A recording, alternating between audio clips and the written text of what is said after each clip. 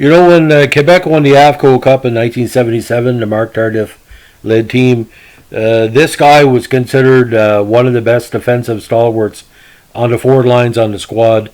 He was born in Sudbury, Ontario, and like a lot of the media can tell you, like me, Sudbury produces some of the best and most consistent hockey players in North America, and he proved that theory in spades. So we're going to be talking about Bob Fitchner and what he meant to not only the IHL, but the WHA and the WCHL over his many, many years. Now, he skated to major prominence with the Brandon Wheat Kings over 2 seasons. A second campaign was his career year at Major Junior, where he had 64 points in 60 games. Now, Pittsburgh took a late rounder, 77 overall, on him in the 1970 draft. He ended up with the Amarillo Wranglers of the CHL and was kind of mired in the AHL and the IHL over a few seasons, most notably with Fort Wayne Comets of the IHL in 73 when he had 63 points in 73 games and a great playoff run with 14 points in 9 games. Now, he eventually broke into major pros in 74 with 3 points in 31 games for Edmonton, mostly as a defensive player. He also skated with the Winston-Salem Polar Twins of the SHL that year with 32 points in 31 games. Now, his career really broke through with Indianapolis in 75, where he had 30 points in 78 games.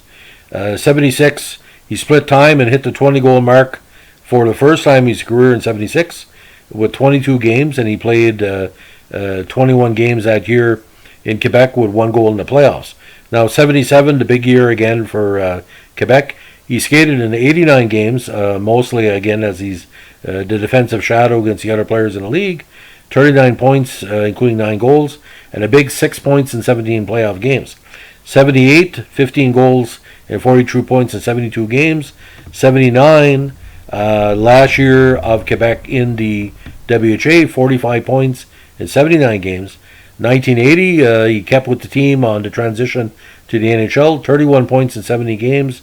And unfortunately, 81 with the Quebec youth movement and with the European players coming in, including the Stashneys, there was no more place for him. And unfortunately, he wrapped up his career with the 1 goal in 8 games and finished off his minor pro skating with 15 points in 34 games with Rochester of the AHL that year. Now, WHA totals, ladies and gentlemen, very, very consistent. 207 points in 414 games, including 68 goals. Playoffs, some really decent numbers. 18 points in 37 games. NHL, again, those 2 campaigns with Quebec. 12 goals and 20 assists for 32 points. And he played with Quebec in their short playoff run in 1981. So Bob Fitchner, some of the Quebec announcers basically called him the what he called Guy Carbonneau for the Quebec Nordiques before there was a Guy Carbonneau. Fitchner was known to be very good on the face-offs, very good like the grinder style. But what really hurt him, ladies and gentlemen, in the 1980 season with Quebec, his plus-minus numbers were terrible. The previous season he was -3, but in 1980 was -24.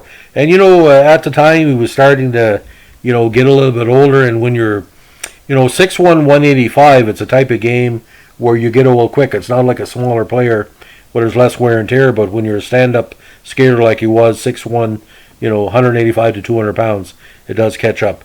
But a very, very respected career, very consistent. And Sudbury is very proud of Bob. I know that. There's many people who have told me he does a lot for the community, does a lot for hockey in whatever region he's in.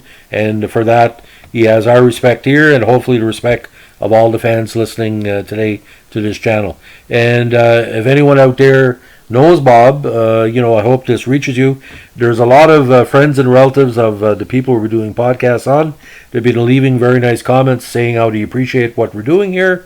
And I tend to agree. Some of these players get forgotten not in their hometown, but on the national level. Because the WHA had approximately, close to 1,000 players over the years, and each one of them was important. And Bob, playing as many years as he did, was part of that foundation of the second and third liners that every team needed to have to be consistent. Thanks for listening. Bye.